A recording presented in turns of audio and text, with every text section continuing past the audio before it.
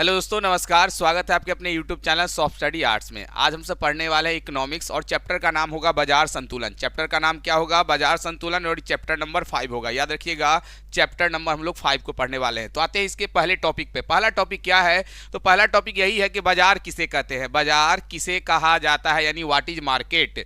तो कहा गया है कि बाजार वह क्षेत्र है, क्षेत्र यानी एरिया। याद रखिएगा कि बाजार वह क्षेत्र होता है जिसे क्रेता और विक्रेता एक दूसरे के निकट संपर्क में होते हैं, यानी जहां पे क्रेता भी होते हैं और जहां पे विक्रेता भी होंगे और दोनों एक दूसरे के संपर्क में आते हैं, जहां वस्तुओं और सेवाओं का गुड्स एंड सर्विसेज का क्या होता है? क्रय विक्रय होता है, यानी खरीद बिक्री किया जाता है। और उपभोक्ता के व्यवहार के अनुसार एक वस्तु की मांग वक्र निर्धारित होता है, यानी वस्तु की जो मांग होती है वो भी वहां पे निर्धारित किया जाता है। ये सारे चीज कहां पे होती है? तो ये सारे चीज बाजार में होती है। सारी चीजें, घटनाएं जो होती है वो कहां होती है? बाजार में होती है। कहा गया है कि उत्पादक के व्यवहार के अनुसार एक वस्तु की पूर्ति वक्र का निर्धारित होता है और बाजार संतुलन का निर्धारण पूर्ति और मांग पे ही किया जाता है, यानी मार्केट जो होगा वो सप्लाई और डिमांड पे ही डिपेंड होता है। मार्केट किस पे डिपेंड होगा? तो सप्लाई और डिमांड पे होता है। तो ये चीजें आपको एग्जाम में पूछा गया है सवाल कि बाजार किसे कहा जाता है, जो कि बाजार एक तरह का क्षेत्र होता है, जगह होती है, प्लेस होता है जहां पे क्रेता और विक्रेता एक दूसरे के संपर्क में होते हैं और वस्तुओं का वहां पे खरीद और बिक्री किया जाता है। दूसरा है कि बाजार में मुख्य रूपे क्या होती है। तो बाजार में होता और क्या है? तो बाजार में पूर्ण प्रतियोगिता हो गई, यानी पूर्ण प्रतियोगिता। अगर आपने नहीं पढ़ा है परफेक्ट कंपटीशन को, तो पिछले वीडियो में इस सारी बातों को आपको बताया गया है कि व्हाट इज परफेक्ट कंपटीशन, यानी पूर्ण प्रतियोगिता होती क्या है। अभी तक नहीं वीडियो को देखा है तो वीडियो में जाकर इन चीजों को जरूर देख लीजिएगा। इसके अलावा एकाधिकार, मोनोपोली भी आपको देखने को मिलेगा। एकाधिकार प्रतियोगिता भी होती है बाजार में, और अल्पाधिकार अपूर्ण प्रतियोगिता भी बाजार में होता है।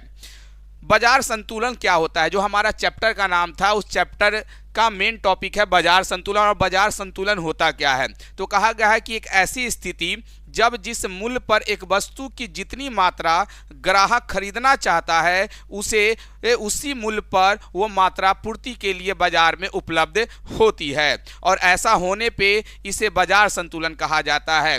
कहा गया है कि बाजार संतुलन होता क्या है? तो एक स्थिति होती है, एक स्थिति होती है जहां जिस चीज को आप जितनी मात्रा में खरीदना चाहते हैं वहां पे वो चीज आपको आसानी से मिल जाती है। इसी को बाजार संतुलन कहा जाता है। और इस स्थिति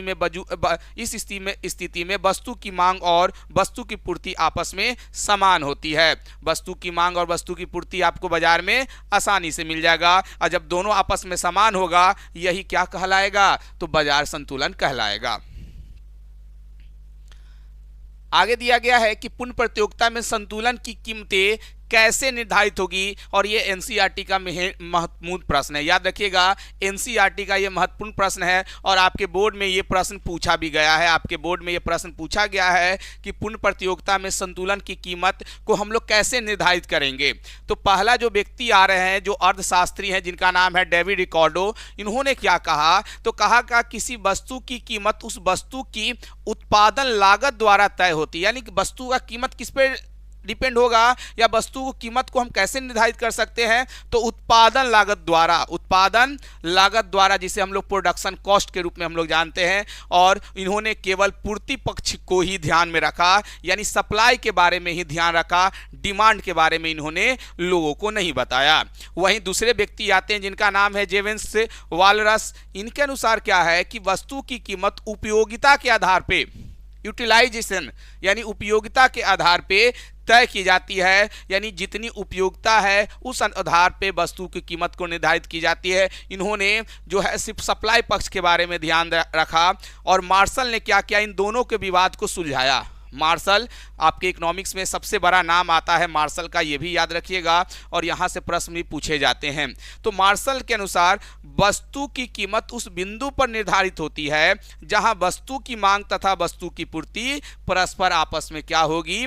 बराबर होती है। तो मार्शल का यही कहना था कि ना जो वस्तु की जो कीमत निर्धारण होती है वह न सिर्फ सप्लाई पे होगा और न ही सिर्फ डिमांड पे होगा, ये दोनों पे निर्धारित होना जरूरी है। तो ये मार्शल का कहना था और एग्जाम में ये प्रश्न पूछे भी गए हैं। अधिमांग क्या होता है? तो कहा गया है कि जिस स्थिति में बाजार मांग बाजार पूर्ति से अधिक होगा, बाजार का जो डिमांड होगा वो बाजार के सप्लाई से जब अधिक हो जाएगा, इसी को हम लोग अधिमांग कहते हैं। इसी को हम लोग क्या कहते हैं, यानी डिमांड जब सप्लाई से ज़्यादा हो जाएगा उसे हम लोग अधिमांग कहेंगे, और जब डिमांड जो होगा वो सप्लाई से कम हो जाएगा उसे अधिपूर्ति कहते हैं। कहा गया कि अधिपूर्ति किसे कहा गया, तो जिस स्थिति में बाजार पूर्ति यानी सप्लाई जो होगा जब डिमांड से ज़्यादा होगा, जब सप्लाई किससे ज़्यादा हो जाएगा, डिमांड से ज़्यादा हो जाएगा, उसे हम लोग अधिपूर्ति कहते हैं। यह संतुलन कीमत से अधिक होता है और यह संतुलन कीमत से क्या होगा, कम होगा। संतुलन कीमत से ये क्या होगा, कम होगा, और संतुलन कीमत से ये अधिक होगा। पूर्ण प्रतियोगिता, पिछले चैप्टर में भी आपको हमने पूर्ण प्रतियोगिता के बारे में बताया है, परफेक्ट कंपटीशन के बारे में। यहाँ फिर आ गया, फिर हम लोग देखते हैं। तो कहा गया कि बाजार की वह स्थिति जिसमें एक समान वस्तुओं के बहुत अधिक क्रेता होते हैं, यानी टोटल परफेक्ट कंपटीशन में क्या होगा, तो परफेक्ट कंपटीशन में कहा गया है कि क्रेता की संख्या यानी कंज्यूमर की संख्या ज़्यादा होगी। कंज्यूमर की संख्या क्या होगी, ज़्यादा होगी, एवं विक्रेता भी वहाँ पे क्या होंगे, ज़्यादा होते हैं। इसमें वस्तु की एक ही कीमत प्रचलित रहती है, यानी जो टोटल यानी परफेक्ट कंपटीशन वाले मार्केट में क्या होगा, वस्तु भी ज़्यादा होगा, खरीदार भी ज़्यादा होंगे, बेचने वाले भी ज़्यादा होंगे, और वस्तुओं की कीमत हर एक दुकान में क्या होगी, एक समान देखने को मिलती है। उसी को हम लोग क्या कहते हैं, पूर्ण प्रतियोगिता कहते हैं। और कहा गया है कि AR और MR आपस में इक्वल होगा। AR का मतलब एवरेज रेवेन्यू और MR का मतलब हो गया मार्जिनल रेवेन्यू। उसी तरह से AR और MC भी आपस में बराबर होगा। एवरेज रेवेन्यू किसके बराबर होगा, तो मार्जिनल कॉस्ट के बराबर होगा। एवरेज रेवेन्यू किसके बराबर होगा, मार्जिनल कॉस्ट के बराबर होगा। यह पूर्ण लोचदार होता है, यह पूर्ण लोचदार होता है। ये सारी बातें पिछले वीडियो में भी आपको बताया जा चुका है। मोनोपोली, एकाधिकार क्या होगा, तो कहा गया है कि बाजार की वह स्थिति जब बाजार में केवल एक ही विक्रेता होंगे जिसका वस्तु की पूर्ति पर पूर्ण नियंत्रण रहता है। याद रखिएगा, मोनोपोली कहाँ होगा, यानी अगर आपने बाजार गया और बाजार में जाकर देखा कि सारे दुकान बंद है और आपको सामान खरीदना काफ़ी ज़रूरी है और एक ही दुकान आपको वहाँ पे खुला हुआ है, वहीं पे क्या होगा, मोनोपोली आपको देखने को मिलेगा। और मोनोपोली पे जो वस्तु का जो क्रय, जो वस्तु का जो प्राइस होगा वो किस पे डिपेंड हो जाएगा, तो दुकानदार पे डिपेंड हो जाएगा। यही चीज़ यहाँ पे बताया जा रहा है कि केवल एक ही विक्रेता होंगे और जिस पे वस्तु की पूर्ति का पूर्ण नियंत्रण रहता है। इसमें उद्योग ही फर्म है, इसमें उद्योग ही क्या होगा, फर्म हो जाएगा, और फर्म ही क्या हो जाएगा, उद्योग हो जाएगा। और एकाधिकार में मांग वक्र ऋणात्मक होता है, यहाँ पे मांग वक्र क्या हो जाएगा, ऋणात्मक हो जाता है। ये सारी चीज़ें आपको एकाधिकार में देखने को मिलेगा। यहाँ पे बताया जाता है कि एवरेज रेवेन्यू जो होगा वो मार्जिनल रेवेन्यू से ज़्यादा होगा। एवरेज रेवेन्यू किससे ज़्यादा होगा, मार्जिनल रेवेन्यू से, और यहाँ पर एवरेज रेवेन्यू मार्जिनल कॉस्ट से भी ज़्यादा होगा। वहीं पूर्ण प्रतियोगिता में बराबर होता है, लेकिन एकाधिकार में एवरेज रेवेन्यू जो होगा वो ज़्यादा होगा। आगे दिया गया है कि एकाधिकार की विशेषताएं क्या है, या लिखिएगा कि फीचर्स आपके एग्जाम में पूछे जाते हैं। काफ़ी VVI प्रश्न है आपके एग्जाम के लिए। कहा गया है कि एकाधिकार की विशेषता लिखिए, तो कहा गया एक विक्रेता और बहुसंख्यक क्रेता होंगे, यानी बेचने वाले की संख्या एक होगी और खरीदने वालों की संख्या एक से अधिक होगी या बहुत ज़्यादा होगा। फर्मों में प्रवेश पर भारी प्रतिबंध लगा दिया जाएगा। निकटतम स्थापन की अनुपस्थिति होगी।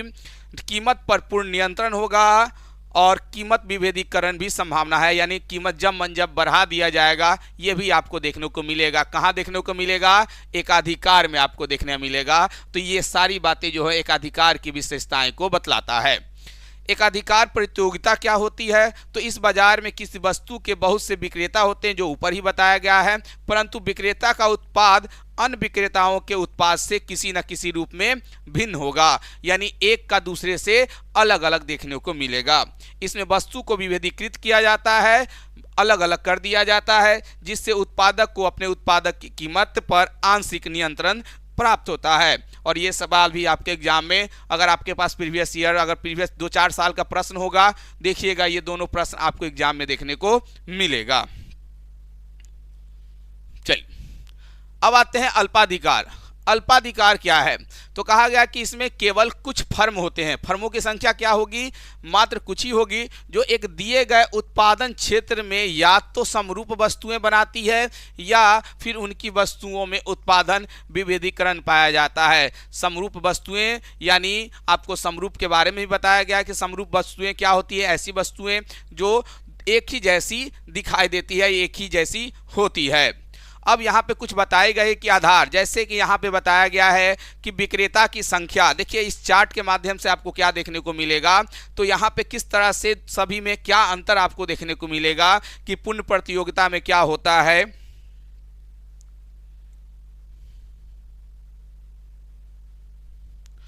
पूर्ण प्रतियोगिता में आपको क्या होगा, एकाधिकार प्रतियोगिता में क्या होगा, अल्पाधिकार में क्या होगा और एकाधिकार में क्या होगा। तो कहा गया है कि विक्रेता की संख्या, कहा गया है कि पूर्ण प्रतियोगिता में विक्रेता की संख्या काफी अधिक होती है। एकाधिकार प्रतियोगिता जहां पे कंपटीशन होगा वहां पे एक से अधिक आपको देखने को मिलेगा। याद रखिए प्रतियोगिता को इंग्लिश में हम लोग क्या बोलते हैं? कंपटीशन बोलते हैं। और कंपटीशन में लोगों की संख्या जनरली क्या होती है?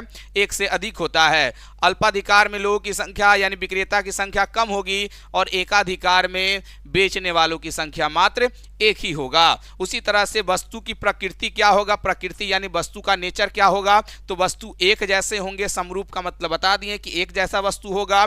विभेदीकृत होगा यानी यहाँ पे कहा गया कि एकाधिकार प्रतियोगिता में जो होगा वो अलग अलग हो सकता है और अल्पाधिकार में दोनों हो सकता है, समरूप भी हो सकता है और विभेदीकृत होता है। और सबसे अलग जिसका कोई निकटतम प्रतिस्थापन नहीं होगा, एकाधिकार में सबसे अलग माना जाएगा।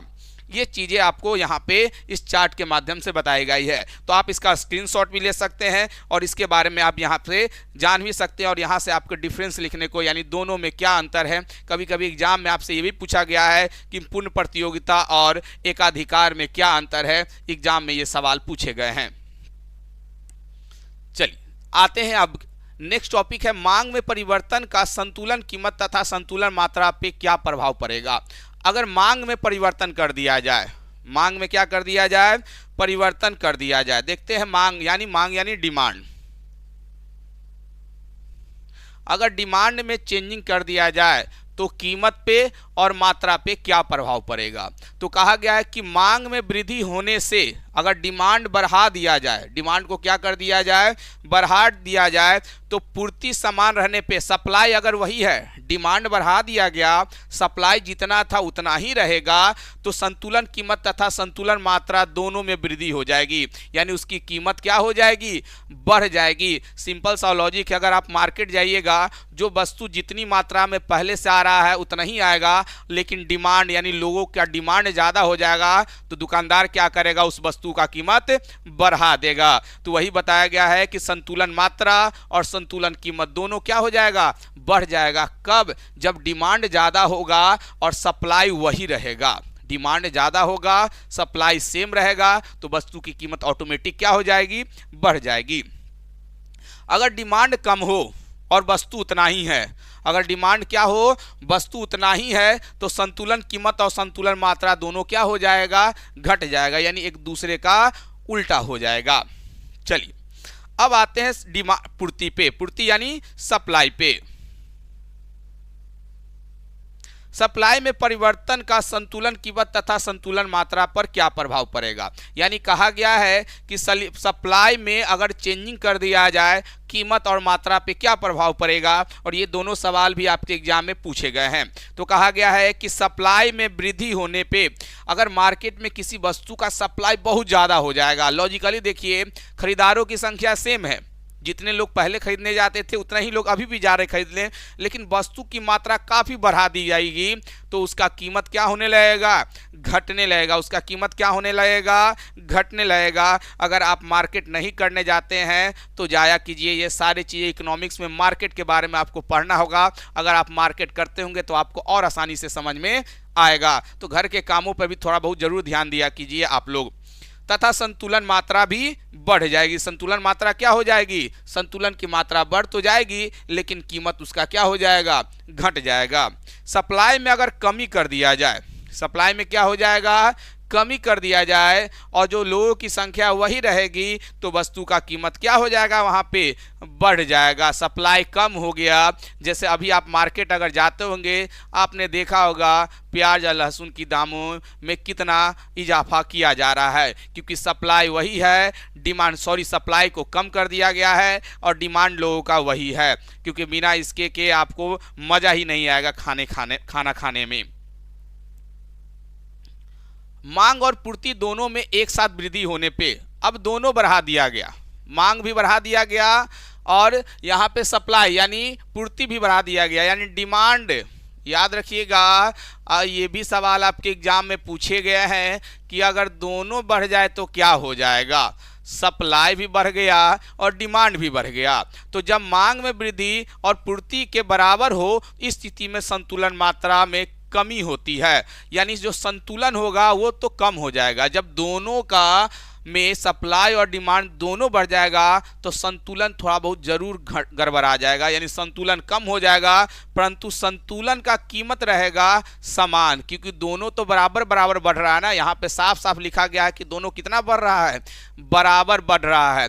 तो जब दोनों बराबर बढ़ेगा तो याद रखिएगा कि सारे चीजें आपस में क्या हो जाएगी, संतुलन कीमत समान रहेगा। कहा गया कि जब मांग वृद्धि पूर्ति में वृद्धि से कम हो, जब मांग वृद्धि पूर्ति से क्या हो, कम हो, इस स्थिति में संतुलन मात्रा में कमी होती है। इस स्थिति में संतुलन मात्रा में क्या होगी, कमी होगी, परंतु संतुलन कीमत बढ़ जाता है। अब ध्यान से समझिए क्या बोला गया है, तो बोला गया है कि मांग वृद्धि यानी डिमांड जो है वो बढ़ा दिया गया और सप्लाई घटा दिया जाएगा, तो क्या हो गया, तो मात्रा में कमी और संतुलन कीमत में बढ़ोतरी हो जाएगी। आगे बताया जा रहा है जब मांग में वृद्धि और पूर्ति में कमी हो, मांग में वृद्धि और पूर्ति में भी वृद्धि से अधिक हो, इस स्थिति में संतुलन मात्रा में वृद्धि हो जाती है। यानी कहा गया है कि मांग में तो वृद्धि हो ही रहा है लेकिन पूर्ति में वृद्धि से अधिक हो रहा है, पूर्ति जो हो रहा है वृद्धि से भी क्या हो रहा है, अधिक हो रहा है। इस स्थिति में संतुलन मात्रा में वृद्धि होती है और संतुलन कीमत दोनों बढ़ जाएगा। मांग और पूर्ति दोनों में एक साथ कम कर दिया जाए। चलिए यहाँ पर भी उसी तरह समझना है कि अगर दोनों एक साथ कम कर दिया जाए और बराबर मात्रा में कम हो, बराबर मात्रा में क्या हो, यानी आपका डिमांड भी कम हो गया और आपकी सप्लाई भी कम हो गई और दोनों बराबर मात्रा में हुआ तो संतुलन मात्रा में फिर कमी हो जाएगी। संतुलन मात्रा में क्या होगी, कमी हो जाएगी, लेकिन संतुलन कीमत जो होगा वो आपका यहाँ पे फिर बराबर रहेगा। यानी अगर दोनों एक साथ घट जाए या दोनों एक साथ बढ़ जाए और बराबर मात्रा रहे तो याद रखिएगा कीमत पे कोई प्रभाव नहीं पड़ने वाला है। लेकिन जब मांग में कमी हो जाएगी और पूर्ति में कमी से कम हो, पूर्ति कमी से कम हो यानी कम से कम हो, सप्लाई और भी कम हो जाए, डिमांड तो आपका कम हुआ ही है लेकिन सप्लाई उससे भी कम हो जाए, इस स्थिति में संतुलन मात्रा में कमी होती है और कीमत उसकी क्या हो जाएगी, बढ़ जाएगा, क्योंकि डिमांड तो कम हो रहा है लेकिन सप्लाई उससे भी ज़्यादा कम हो रहा है। तो सप्लाई उससे भी ज़्यादा कम होगा तो उसका कीमत राइज कर जाएगा यानी बढ़ जाएगा।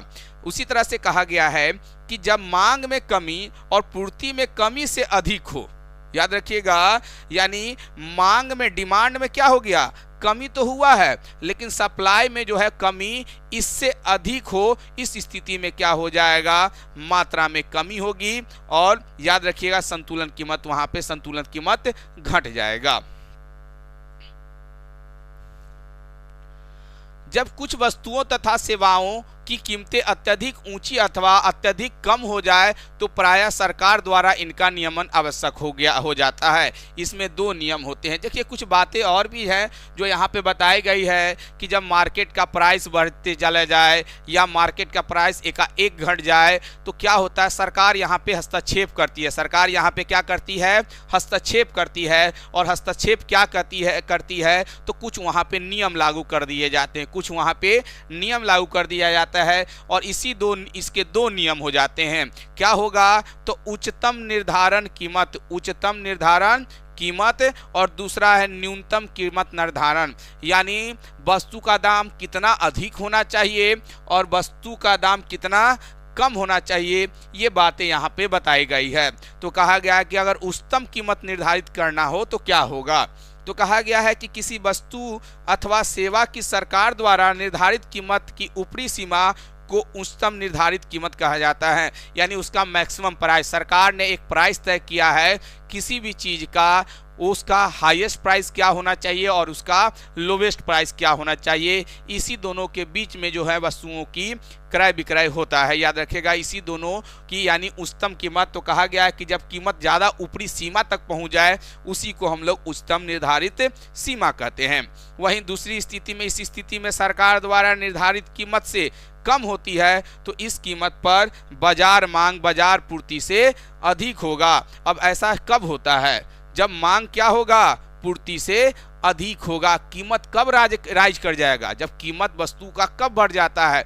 तो मांग ज़्यादा हो जाता है और सप्लाई कम हो जाता है, तो वहाँ पे कीमत जो है वो राइज करने लगता है। कीमत क्या होने लगता है? बढ़ने लगता है। और इसी को तो हम लोग अधिमांग भी ना कहते हैं। क्यों? क्योंकि अधिमांग में क्या होता है? डिमांड ज़्यादा होता है और सप्लाई कम होता है। न्यूनतम कीमत निर्धारण। न्यूनतम कीमत निर्धारण क्या हो जाएगा? तो कहा गया है कि किसी वस्तु की सेवा का निर्धारित न्यूनतम सीमा, यानी कम से कम किसी वस्तु को कम से कम कितना में बेचा जाए, कम से कम कितना में बेचा जाए, ये भी सरकार ने तय कर रखा है कि किसी वस्तु की न्यूनतम कीमत कितनी होनी चाहिए। इस स्थिति में सरकार द्वारा निर्धारित कीमत संतुलन कीमत से अधिक होती है और इस कीमत पर बाजार पूर्ति मांग से अधिक होगा। और ये कब न्यूनतम कीमत पर किसी वस्तु का दाम सबसे कम कब रहेगा? तो वहाँ पे जो होगा डिमांड कम होगा और सप्लाई क्या हो जाएगा? ज़्यादा हो जाएगा। डिमांड कम हो जाएगा और सप्लाई क्या हो जाएगा? ज़्यादा हो जाएगा। इस स्थिति में वस्तु की कीमत जो होती है वो निम्नतम स्तर पे पहुंच जाती है। और जब वस्तु की कीमत निम्नतम स्तर पे पहुंच जाएगी उसी को हम लोग निम्नतम कीमत निर्धारित कहते हैं और इसे हम लोग क्या कहते हैं? अधिपूर्ति कहा जाता है। इसी को क्या कहा जाता है? अधिपूर्ति कहा जाता है। बाजार संतुलन, निर्बाध प्रवेश तथा बहिर्गमन, यानी बाजार संतुलन। जब बाजार संतुलन रहेगा, मार्केट इक्विलिब्रियम रहेगा, तो उसमें प्रवेश क्या होगा और बहिर्गमन क्या होगा, ये हम लोग जानते हैं। तो कहा गया कि यदि प्रचलित बाजार कीमत पर प्रत्येक फर्म अधिक सामान्य लाभ अर्जित करती है तो नई फर्मों को आकर्षित करेगी, जिससे अधिक सामान्य लाभ में कमी होगी। और जब फर्म की पर्याप्त संख्या होगी तो अधिक सामान्य लाभ विलुप्त हो जाएगा। ध्यान से समझिएगा क्या बताया गया है। तो कहा गया है कि प्रचलित बाजार कीमत पर, यानी बाजार की जो कीमतें हैं उस पे कहा गया है कि जब वस्तुएं, एक फर्म, एक कंपनी, ठीक है, एक प्रोडक्शन कंपनी जो है वो क्या कहेगी? लाभ अधिक अर्जित करना चाहती है तो नई फर्मों को आकर्षित करेगी। अगर वो लाभ अर्जित ज़्यादा करेगी तो उस तरह से करने के लिए क्या करेगा? नई जो कंपनियां हैं उसको अपनी ओर आकर्षित करने की कोशिश करेगी, जिससे अधिक सामान्य लाभ में कमी होगी। और जब मार्केट में कंपनियां अधिक पहुंच जाएगी तो उसका लाभ ऑटोमेटिक क्या होने लगेगा? कम हो जाएगा। जब फर्म की पर्याप्त संख्या होगी तो अधिक सामान्य लाभ विलुप्त हो गया। अब मार्केट में जो है वो कंपनियां भर भर के पहुंच रही है, तो जाहिर सी बात है कि एक समय ऐसा आएगा कि किसी को लाभ पता ही नहीं चलेगा। और जब लाभ नहीं पता चलेगा, इसी को तो हम क्या बोलेंगे? लाभ वहां पे विलुप्त हो जाएगा, यानी उसको प्रॉफिट हो रहा है कि नहीं हो रहा है उसको पता ही नहीं चलेगा। ये चीज हो जाएगा। ये कब होगा? जब मार्केट में फर्म की संख्या अधिक बढ़ जाएगी। जब मार्केट में फर्म की संख्या क्या हो जाएगी? अधिक हो जाएगी। यदि प्रचलित कीमत पर फर्म समान से कम लाभ अर्जित कर रही है तो कुछ फर्में बहिर्गमन में आ जाएगी। अब होगा क्या कि मार्केट में तो कंपनियां भर भर के आ गई। जब मार्केट में कंपनियां भर भर के आ गई तो होगा क्या? तो लोगों को लाभ, जो मार्केट है, जो कंपनियां है, उसको लाभ कम अर्जित होगा। और जब लाभ कम अर्जित होने का मतलब है यानी लाभ विलुप्त हो गया, तो लाभ विलुप्त हो गया तो ऑटोमेटिक बहुत सारी कंपनियां बंद हो जाएगी। बहुत सारी कंपनियां, जैसे अभी देख लीजिए आप लोग ने सिम के बारे में, जो जियो है और एयरटेल है, क्या भारत में जियो और एयरटेल ही था? नहीं, इसके पहले वोडाफोन, इसके पहले आइडिया और भी बहुत सारी कंपनियां आई। तो बहुत सारी कंपनियां आई, बहुत सारी कंपनियां कब बंद हो गई? तो कहा गया है कि जब इनको लाभ नहीं प्राप्त हो रहा था। जब लाभ नहीं प्राप्त हो रहा था तो एक समय इन्होंने ध्यान रखा कि जब इनका लाभ नहीं हो रहा है तो ऑटोमेटिक ये कंपनियां अपने आप को क्या कर ली, बंद कर लिया, नहीं तो दूसरी कंपनियों के साथ मर्ज हो गई। तो यही चीज यहां पे भी बताया जा रहा है कि जब लाभ जो होगा वो अर्जित होगा ही नहीं तो ऑटोमेटिक जो है वो कुछ कंपनियां बंद हो जाएगी। जब कंपनियां बंद हो गई इसी को बहिर्गमन कहा गया है, यानी वो कंपनियां वहां से निकल गई, मार्केट से वो कंपनियां क्या हो गई, निकल गई। इससे लाभ में वृद्धि।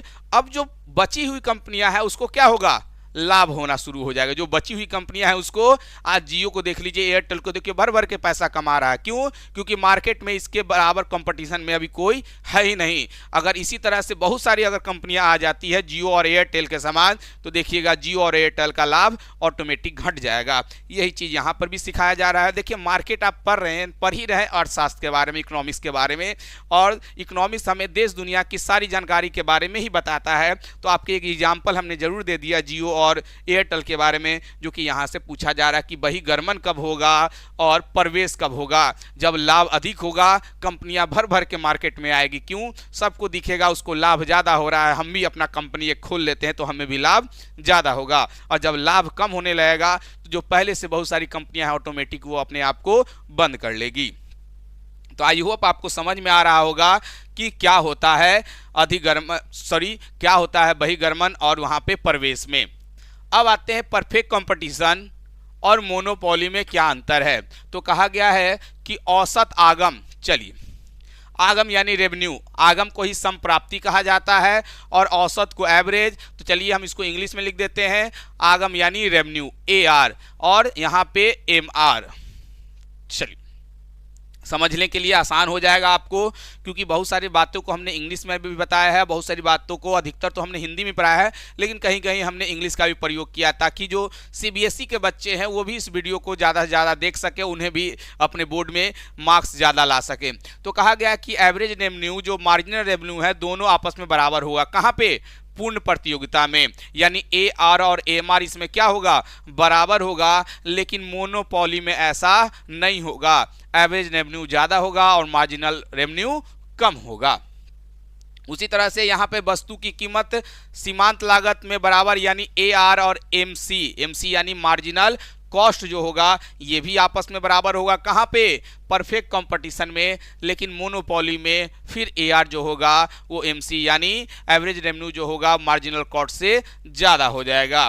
तो दो डिफरेंस आपको देखने को मिला। तीसरा, दीर्घकाल में, याद रखिएगा दीर्घकाल में यानी लंबे समय में केवल स्थिर लागत दशा में उत्पादन संभव है। दीर्घकाल में घटती लागत, स्थिर लागत तथा बढ़ती लागत तीनों दशा में उत्पादन एवं संपूर्ण संभव होगा। यानी कहा गया है कि पूर्ण प्रतियोगिता में ये सिर्फ स्थिर लागत की दशा में उत्पादन होगा, स्थिर लागत की दशा में उत्पादन होगा। लेकिन जो यहाँ पे उत्पादन होगा वो तीनों में होगा, घटती लागत, स्थिर लागत और बढ़ती लागत तीनों में क्या किया जा सकता है, उत्पादन यानी प्रोडक्शन किया जा सकता है मोनोपोली में। कहा गया कि दीर्घकाल में केवल सामान्य लाभ की दशा में संभव है, यानी सामान्य लाभ होगा और यहाँ तो लाभ आपको केवल लाभ ही लाभ मिलेगा, चाहे घटता हो, चाहे बढ़ता हो, चाहे स्थित रहता हो। आपको मोनोपोली में याद रखिएगा एकाधिकार में कौन व्यक्ति कहेगा कि हमको नुकसान हो रहा है। लॉजिकली भी है कि एकाधिकार में कभी किसी को नुकसान होगा ही नहीं। जैसे अभी देखिए एयरटेल और जियो क्या है, एकाधिकार है, इसको कभी लॉस अभी होगा ही नहीं। जब तक मार्केट में इस तरह की कंपनियां नहीं आएगी इसको कभी भी लॉस, अपने कुछ दामों को भी घटा देगा तो भी इसको लॉस नहीं होगा और दाम बढ़ा देगा तो ऐसे ही इसको लॉस नहीं होगा। वही एकाधिकार के बारे में बताया गया है कि केवल यहाँ पे इसको क्या होगा, दाम घटा देगा। हम लोग को तो लगेगा कि चलो कुछ दाम घट गया है, उनको कोई नुकसान नहीं होने वाला है, उनको कोई नुकसान नहीं होने वाला है। दाम बढ़ा देगा, नुकसान हम लोग को हो जाएगा, लेकिन उनको लाभ ज्यादा हो जाएगा। उत्पादन स्तर अधिक और कीमत कम होती है। चलिए यहाँ पे उत्पादन लागत क्या होगा, अधिक, उत्पादन स्तर क्या होगा, अधिक होगा और कीमत क्या होगा, कम होगा। जब कंपटीशन ज़्यादा रहेगा तो जाहिर सी बात है कि वस्तु की कीमत आपको कम रखनी होगी, तभी तो आपकी वस्तु बिकेगी। अगर आप मार्केट से ज़्यादा कीमत पर अपनी वस्तु रखते हैं तो आपका वस्तु मार्केट में बिकेगा ही नहीं। इसीलिए बोला गया है कि कीमत यहाँ पे क्या होगी, कम होगी और यहाँ पे कीमत क्या होगा, कभी कम हो ही नहीं सकता है। लिखा गया कि कीमत ऊंची होगी और उत्पादन स्तर कम होगा, यानी आपके पास सामान कम रहेगा और ज़्यादा से ज़्यादा दाम पे आप उसको बेच दीजिए। कहाँ पर? मोनोपोली एकाधिकार में, यानी कि आपके पास वस्तु अगर एक गो बचा हुआ है तो उसको ज़्यादा से ज़्यादा ना हाई प्राइस पे आप बेचिएगा, क्योंकि आप अकेले व्यक्ति हैं जो उस चीज़ को बेच रहे हैं। फर्म अपने अनुकूलतम आकार यानी ऑप्टिमम साइज पर संतुलन में होती है, यानी कहा गया है कि जो मार्केट का जो संतुलन है उसी आधार पे वो अपने आप को रखता है। लेकिन इसमें क्या होगा? कीमत ऊंची, उत्पादन स्तर कम, ये सब देखने को मिलेगा। फर्म अपने अनुकूलन आकार से कम, यानी अनुकूलन आकार से क्या होगा? उसका कम भी होगा, जिसमें संतुलन में होती है। आगे दिया जा रहा है कि कीमत विभेदीकरण संभव नहीं है। आप कीमत को विभेद करके नहीं बेच सकते हैं, अलग अलग करके नहीं बेच सकते, क्योंकि मार्केट बहुत बड़ा है और पूर्ण प्रतियोगिता हो रहा है। आपके पास कंपटीशन, लोगों की संख्या ज़्यादा है, तो आप कीमत को बदल बदल के नहीं बेच सकते हैं, संभव ही नहीं है, क्योंकि क्रेताओं को बाजार का पूर्ण ज्ञान होता है। परफेक्ट कंपटीशन में क्या होगा? लोगों को कीमत पता होगा। तो आप सोचिएगा थोड़ा सा बढ़ा के बेच दें, होगा ही नहीं, बेच ही नहीं पाइएगा। कीमत विभेदीकरण संभव एवं लाभप्रद होगा। इसमें कीमत विभेद कर सकते हैं, कीमत बढ़ाइए, मन भर भर के कीमत बढ़ाइए। कहाँ पे? मोनोपोली में। और कीमत बढ़ेगा तो लाभ ज़्यादा हो जाएगा। एक समान उत्पादन करने वाली फर्मों की संख्या बहुत हो जाएगी। आप मार्केट में चले जाइए, एक चीज़ की दुकानों की संख्या लाइन लगी हुई है। जूता का दुकान है, एक लाइन से 10 गो जूता का दुकान मिल जाएगा। सब्जी का दुकान है, एक लाइन से आपको सब्जी ही भरा हुआ दिखाई देगा। वहाँ पे होता है टोटल, यानी परफेक्ट कंपटीशन वहीं पे आपको देखने को मिलेगा। परफेक्ट कंपटीशन आपको वहीं पे देखने को मिलेगा। लेकिन यहाँ पे वही होगा, यहाँ पे वो होगा ही नहीं। एकाधिकार में, मोनोपोली में एक ही गो दुकान आपको दिखाई देगा। जब मार्केट में घुसे जा, एक ही को दुकान है। जब एक ही को दुकान है तो उसकी कीमत जाहिर सी बात है क्या होगा? ज़्यादा होगा। फर्मों का उद्योग में प्रवेश एवं बहिर्गमन स्वतंत्र होगा। टोटल यानी परफेक्ट कंपटीशन में कोई भी व्यक्ति आ जा सकता है, ऐसा यहाँ पे नहीं होगा। फर्मों का उद्योग में प्रवेश प्रतिबंधित होगा, यानी वहाँ पे कंपनी दूसरी घुस जाए ऐसा हम होने ही नहीं देंगे। ऐसा व्यवस्था ला दिया जाएगा। कहाँ पे? मोनोपोली में ऐसी व्यवस्था होगी, लेकिन परफेक्ट कंपटीशन वाले में ऐसी व्यवस्था नहीं होती है। तो आपने देखा होगा किस तरह से प्रश्न आपके एग्जाम में पूछे जाते हैं, और ये डिफरेंसेज याद रखिएगा, ये आपके लिए VVI है। 5 नंबर का प्रश्न आपके एग्जाम में यहाँ से प्रश्न पूछे जाते हैं। और आपने जो हमारा क्रैश कोर्स अभी तक जो बच्चे परचेज नहीं किए हैं, वो जल्द से जल्द इस क्रैश कोर्स को जल्द से जल्द खरीदने की कोशिश करेंगे, ताकि आपको कम से कम समय में ज़्यादा से ज़्यादा मार्क्स आ सके। और अपने मार्क्स को आपको बेहतर बनाना है तो हमारे क्रैश कोर्स को खरीदना ना भूलेंगे। धन्यवाद। इसी के साथ मैं आपसे अनुरोध करता हूँ, ये आपके लिए आखिरी मौका है। ये भी बोला गया है कि ये आपके लिए आखिरी मौका होगा, इस चीज़ को आप ध्यान में रखिएगा।